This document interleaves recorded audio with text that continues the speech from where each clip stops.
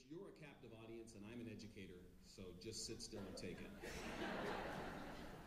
I'm sure that Dr. Ginevra talked about music advocacy. We both feel very strongly about it. I have prepared with the students a demonstration to make this clear to you.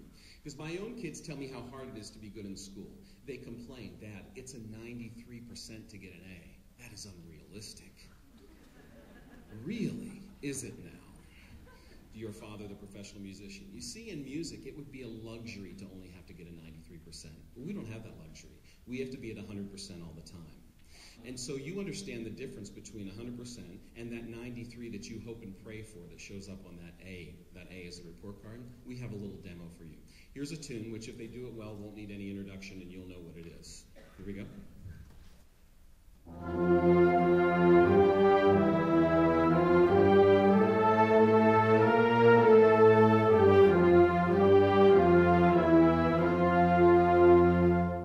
Great. That's 100%.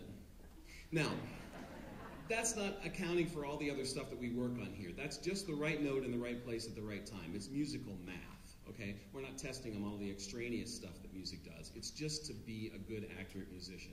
Here's the 93% that earns an A in any subject.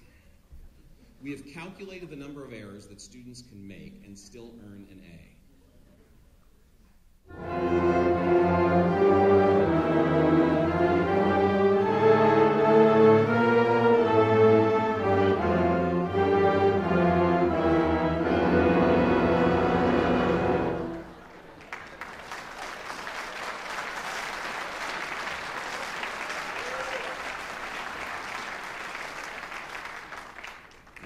That's painful, and you applauded it. I want to remind you. But you see, in music, we don't have the luxury of 93%. It has to be 100% all the time. We're just held to a different standard, and that's okay. That's why you did this for your kids. That's why I did it for my kids. We keep them in music because it teaches them that. But I want to say that I have a lot of respect for my colleagues who teach subjects that I don't understand and in which I could not earn a 93%. Things like chemistry and biology and other things I don't remember. I have long since downloaded. But I will say this. Their jobs are difficult as educators, but they don't have to parade their classes on stage at the end of the semester. And like you'd go to that anyway. It's math night at Roxbury. Lucia has a long division solo. So they got her propped up here, there's a whiteboard, and she's got a marker, and she's sweating, and she's trying to do a problem, and everyone's videotaping it. Microphones. It's not going to happen. Please don't let it happen. But the idea is in music, we are held to a different standard. And I will say, in addition to that, in addition to just the music as math, we're speaking in several languages at one time.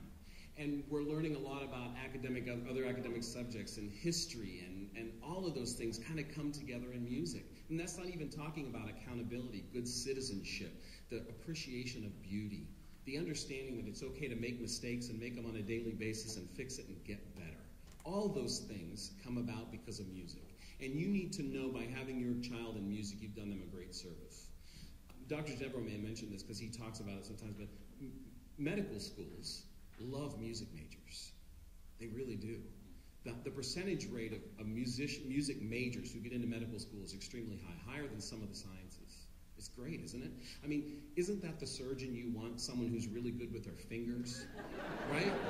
Who can think about stuff, memorize vast amounts of material, have all this material memorized, speak in several languages at once, and while he's doing all this stuff, think about you as a real person and feel it and appreciate beauty and understand the aesthetic of the whole thing. That's the surgeon I want, a musician. Okay, not if they're a trombone player. But